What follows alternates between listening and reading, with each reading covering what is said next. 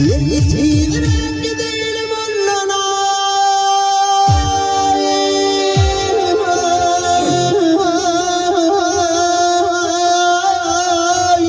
Düşman görmesin bizi. Ey aşıklar biriyle gerçekler var bizi.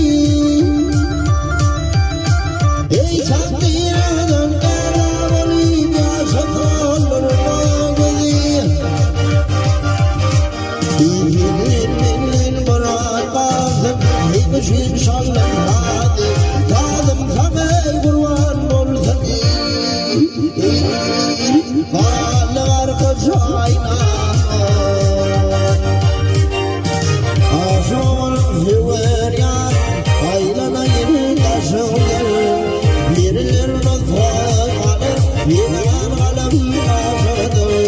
Adem bize dakıl, hüccüdü her dişindir. Yüreğimde çalma koyani.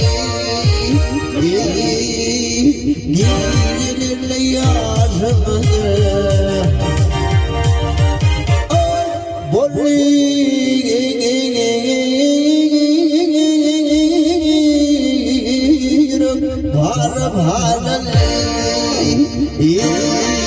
Var